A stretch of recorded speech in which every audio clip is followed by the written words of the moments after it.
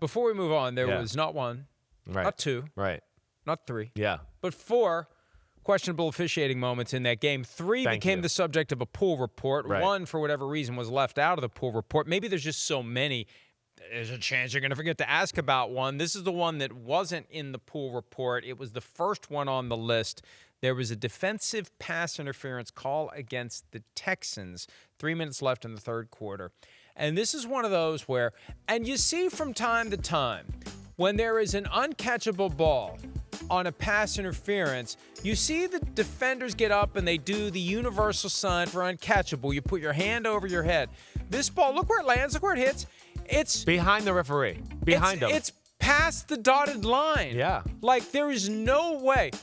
Alec Pierce would have had to have been shot out of a cannon straight up in the air to have a chance to catch this. Right. And look, I'm a big proponent of, whoa, let's go easy with the uncatchable, because one of the reasons the guy didn't catch it is he was restrained. These are elite athletes. Right. He was robbed of the opportunity to make the catch. But when it is that far out of bounds, he's not making that catch. And there was no conversation about it on the broadcast. There was none of this. The referees never logically went in there. Did anyone see where the ball landed? As you said, the hot dog vendor had a better shot at catching the ball than Alec Pierce. That's where I feel like then again, this is where I go full-time refs. I don't think we can have 345 just be the overall Wizard of Oz over the NFL. We'll fix this and we'll fix this. We need somebody at each stadium. Somebody that owned a whole huge crew at every stadium. You know what I've been saying? I've been saying for years. Yeah. There needs to be a member of the officiating crew who officiates the game from the booth in black and white. Right. And I'm up here to make sure that hey, by the way, hey Bill. Check. Hey, Bill, the guy in the front row caught the ball. It was it was uncatchable. Pick the flag up. That was it was bad. And Sorry, I don't Bill. know that they don't want to give one person that much power, but I've said, like, get a retired referee. Like, instead of watching them skedaddle to the networks and make a lot more money than they can make officiating because the NFL's too cheap to pay them what they're worth. Right. So Gene Steratore goes here, Terry McCauley goes there, Dean Blandino goes there, Mike Pereira goes there. The best brains leave. Beyond that, put that person in the booth to say, hey, Fred, that was uncatchable. And there's no conversation. There's no pushback. The new guru of the crew is the person in the booth, and everybody knows who it is. There's transparency. Yeah. We know who it is. Right. Oh, and maybe we hear those conversations too, so we aren't wondering what the hell's going on here. Is the fix in here? These are things, and look, I know NFL, you're doing really well. You're making a lot of money for the owners. Good job, 345. But you're undermining the integrity of the game, and you don't even realize it, and you won't even bother to admit it to yourself or to anyone else. You are undermining the integrity of the game by being too cheap to do the things necessary to ensure the kind of officiating excellence that will cause people like us to talk about something else on a Monday morning. Definitely. And that was just the first one. That was right. Look, can we show it one more time, too? Just one more time. Because it's 13-6, and we got to tell people, too, they scored what, next play? The very next play. Yeah, they scored the next play. Right. I mean, and this is the Houston Texans. It's 3rd and 19. It's a bailout call. And also on top of that, look at where the ball. Can we freeze frame where the ball hits? First off, I would go that's more offensive pass interference than defensive. The official that threw the flag wasn't even looking at where the ball landed. No. It landed closer to the dotted yellow line than the dotted white line. There is no way in hell Alec Pierce catches that ball unless he is Wilt Chamberlain on stilts. No, I don't like the call. Look at the ball. General. Look at where the ball hits. Right. That is about 7 yards from playable, okay? 7 times 3, 21 feet. I mean, well done. I mean, that's ridiculous. Texas also, education. on top of that, don't call the penalty. I'm sick of these bailouts. That's a bailout. If you want to call, Alec Pierce initiated contact. I think that's where Bullock messed up. He didn't realize it was uncatchable because he's like, wait, there's flags? And he gave me 2 stiff arms first, and then I tried to kind of grab his wrist because I got stiff armed twice as I was running down the football field. That's another thing where the referees have lost common sense on what interference is. Look, I'm sorry. And beyond Don't that, call it at all. That's just normal bumping and grinding down the field in the NFL. If Stop that had getting happened involved. in the middle of the field and the ball landed as far away from Alec Pierce as it did, I could say, all right, look, we're going to err on the side of saying it was catchable because he was robbed of the chance to catch it. Fine. There's no way he's going to catch that ball and get 2 feet in bounds. Like, there's no one with an ounce of common sense can look at that and say, well, there is a chance he could have levitated over like Lynn Swann in Super Bowl X and then floated back and gotten his feet down. Right. Like that, so that was the first one. Then on the next drive, the Texans have the ball. Now, look, this is a common situation. It comes up from time to time, and people lose their minds. I understand it because this is the way the league does it. It was a delay of game call, 14:51 left in the fourth quarter. The play clock goes to 0. There it is, 1-0, and the play happens a beat after that.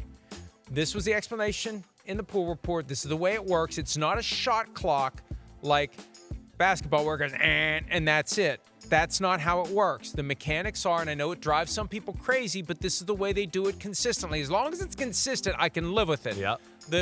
The official who's responsible for it looks at the play clock. When it hits 0, looks at the ball, and if the ball isn't snapped, then the flag comes out. But if you snap the ball before the synapses fire down to the hand, then you're okay. And we don't know. Maybe that official had hand right there starting to pull it out. But that's the way they consistently do it. You may not like it, but that's how they do it. Right. And I didn't see anything there that made me say, oh, man, that's just way too long after. No, I thought it was an extra, a little bit of extra. I thought it was a little. You get that beat. You get that second. You get the beat. But I certainly was sitting there watching it live because it was a big part of the football game. And I went, ooh. Like, I certainly could have seen them calling it, and I would have had no problem. Here's the bigger issue. That same play. Exactly. That same play. Right. There's a pass interference foul called against Kenny Moore of the Colts, and Xavier Hutchinson, by all appearances, fell down on his own. He just fell down, feet got out from under him, and he fell down on his own. Yeah.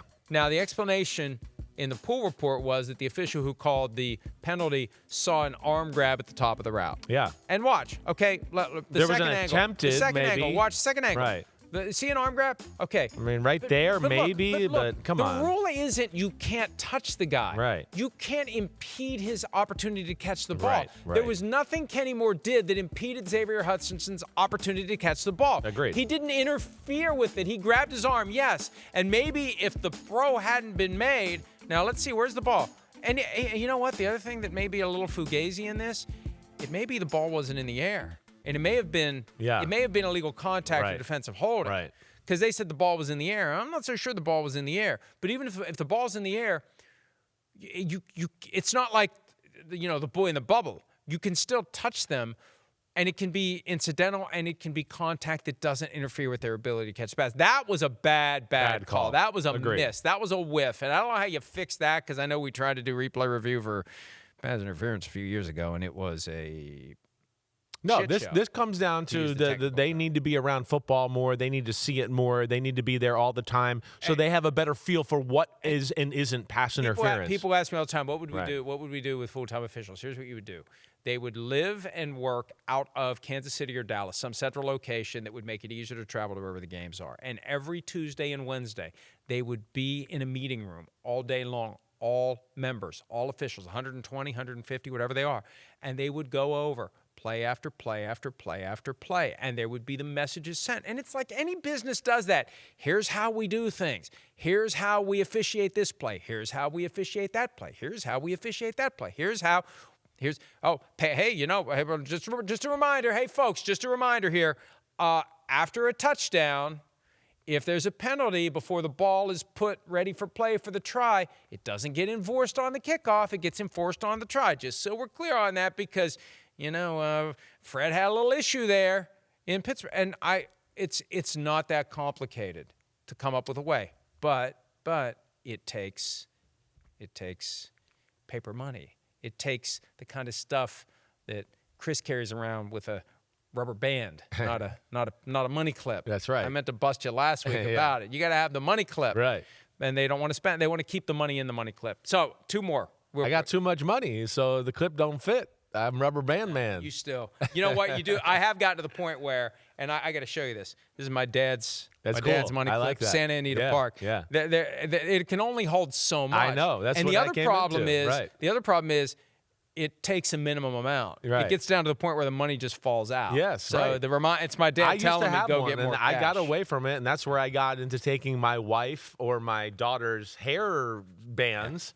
Yeah. And I do it. And I saw it last week. I saw it last week over on the table, and he's got that's classy. Go. For someone who is so freaking bougie about so many things, he got this cheap ass, grabbed it out of the bowl in the bathroom and wrapped it around his mother. Exactly. All right, right. 2 more real quick. No, yeah. one more. One more. Yeah. Extra point. Touchdown scored on that same drive, okay, right. Put the Texans up 19-13, and the Kami Fairbairn extra point looked to be not good. Now, here's the problem. I want to be fair with the league here. Right. You don't get a clear angle. Right. But the ball has to pass, inside the inner edge? Yeah. Or the outer edge? No. Inside the inner edge. Yeah. It's got to be completely inside. Right. You can't. There's no accounting for a possible doink. Right. The problem is it went over the top. And replay review is only available if it is in the U. Yeah. If it goes over the top, there's no replay review, and there's really no way. No, it's too hard to tell whether or not the ball passed within. Yeah. Or over or on the outside once it goes over the top. And there's 2 solutions. 1, make them higher. Yeah. 2, put a camera on top of you the just get a flat camera. Right. It can't be that expensive. Put a GoPro on top of it. Just put a flat camera on top of it. Right. They need a cherry picker to get it up there, and you need to be proper safety. But you put a flat camera with a broad lens. I mean, we all have them. We all got the freaking Ring cameras. This is not an expensive technology. I asked somebody yesterday, how hard would it be? Well, it can't be much harder than putting them in the pylons. Put at the top of the goalposts. So when the ball comes over, you can see. Yeah. Did it go inside? Did it go over the top? Did it go outside? Right. And we'll know. Right. Either we give a shit about getting this stuff right or we don't. It's that simple. And all it takes is a little creativity and not much because I thought of it.